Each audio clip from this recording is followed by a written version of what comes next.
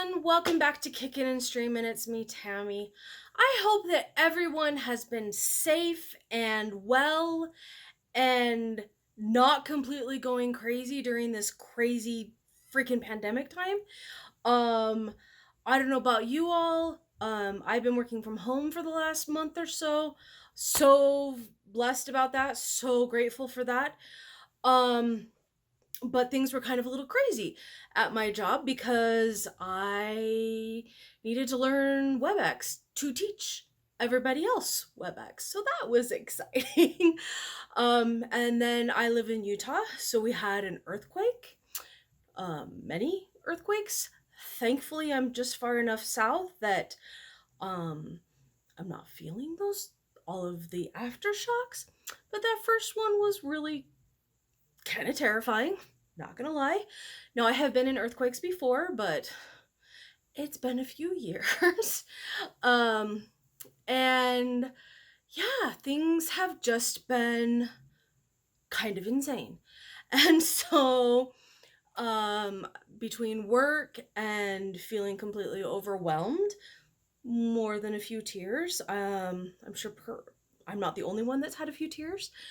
And just trying to kind of get on some kind of normal semblance of life. I have not uh filmed, obviously.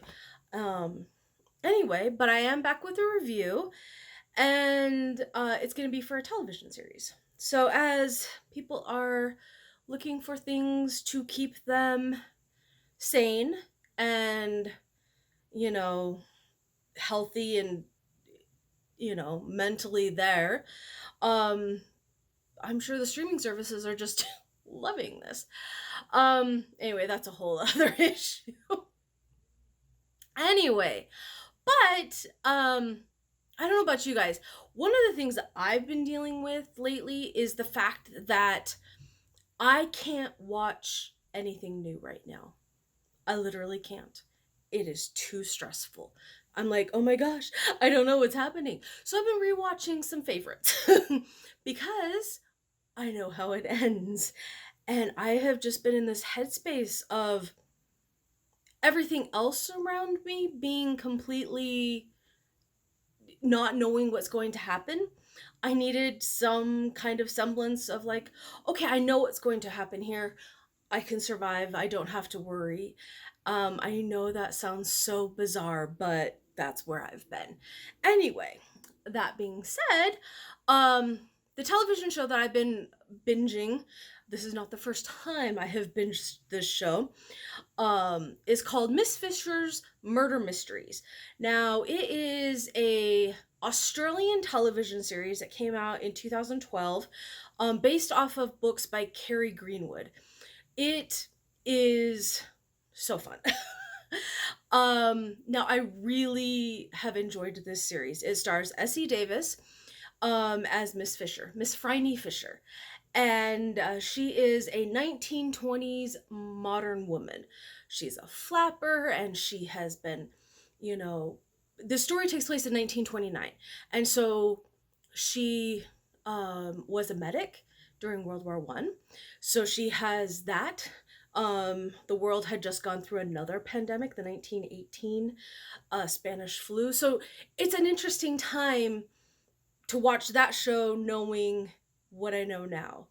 But so this character, she's a flapper and she's been a pilot and she's been a medic and she has done all of these amazing things. And now she's a lady detective in Australia in the 1920s. So, Essie Davis, she plays Miss Phryne Fisher. And she has been in Game of Thrones. She was in Babadook, and she is delightful as Miss Fisher, who is just this carefree, no nonsense, take the world and, watch out.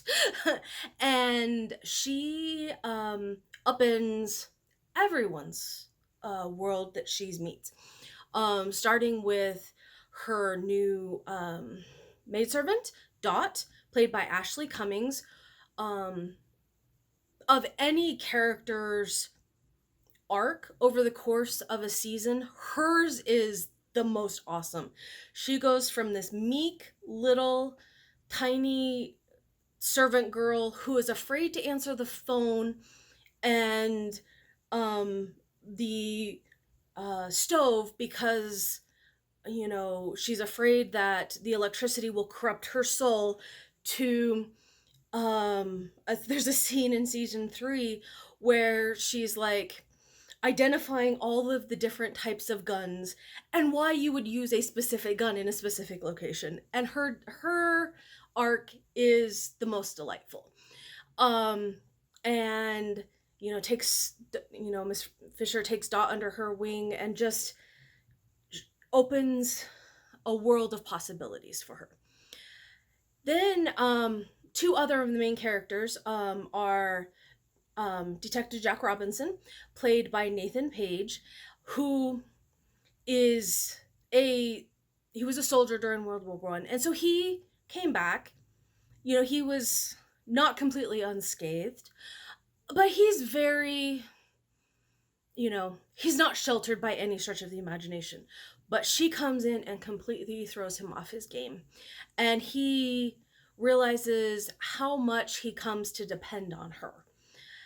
And then Hugo Johnston Burt plays Constable Hugh Collins, who is very much like Dot in the sense that he's very isolated and very naive.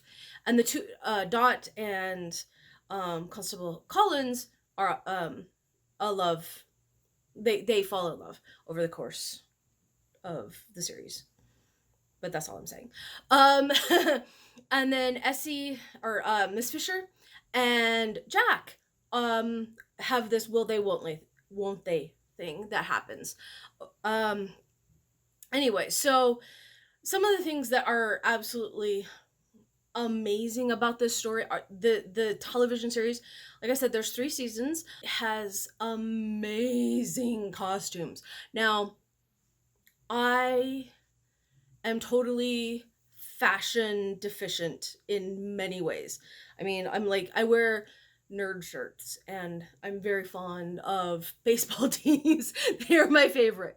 But the costumes in this are stunning. So fun. And just beautiful. Just to die for. It's got some great character development. And yes, there's kind of that murder of the week thing, but it is also, each episode builds on itself in terms of storytelling. Because they're in season 1, there's an overall mystery that's happening that you're trying to solve and figure out about. And so that's kind of how each one builds. There's kind of this overall arc and then the episodes within it. And just watching a story that takes place in the 1920s with a 21st century eye is really kind of entertaining too, because I can see a lot of the social things that were happening then happening now in a different way. And it's really a really cool story. So I've binged this several times. I forgot, it is on Acorns TV, which you can get a free 30-day subscription if you have Amazon Prime. Otherwise, it's like $5 a month. So definitely go watch it.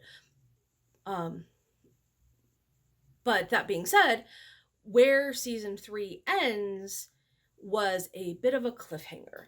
And so for several years, we have been waiting desperately for a conclusion, resolution, something for this.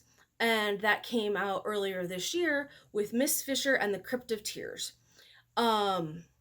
Written by Deb Cox, who was the creator of the television series, and Tony Tillis was the director, and he directed several of the episodes during this show. And I loved watching it while I was watching it. But there was some lack in the storytelling from the television series to the movie. And it was really kind of disappointing afterwards because it was like there was this whole ramp up of this expectation and desire to figure out what happened next, and the movie kind of dropped the ball. It's very disappointing. There were some character choices that were made that were not at all um, consistent with the other storytelling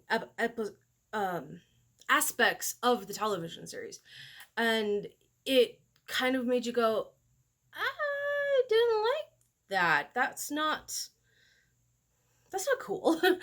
And so as much as I liked the movie, it did have that resolution. It was not. I don't know if I'll watch the movie again. It kind of felt, um, Romancing the Stone meets Indiana Jones, Raiders of the Lost Ark. Two of my favorite films, which I love, but it they didn't mesh as well as it could have. And I felt really bad about that because there was so much potential going in. Some of the cinematography in the film was stunning. That has not been something that they lacked in the television series, but they were like, oh, we have this location, so we're going to make the most of this location, and stunning. But then the pacing was off because they wanted to stretch out some of those shots, and it was like just there was elements of the film that just did not match the television series, and left me wanting. It was very tragic. So anyway, go watch the television series. Absolutely, you should watch the movie at least once, simply so that you get to the resolution. But Miss Fisher's Murder Mysteries is definitely binge worthy. And when you're looking for something that's fun and uplifting and has those moments that make you kind of like forget everything that's happening in the world, this is something that you would like to watch. So, anyway, from me to you, I hope you all are staying safe. Please, please, please, if you need anything, reach out. You can message me, leave a comment. Um, there are resources, and maybe I can help you find something if you need something. And stay safe. Stay safe, stay safe. Stay healthy. And I hope that whatever you're watching right now from the comfort of your own couch, or maybe your bed and you're watching it on your phone, and if you're like me, missing the gloriousness that is the movie theater, I will see you again soon. Bye.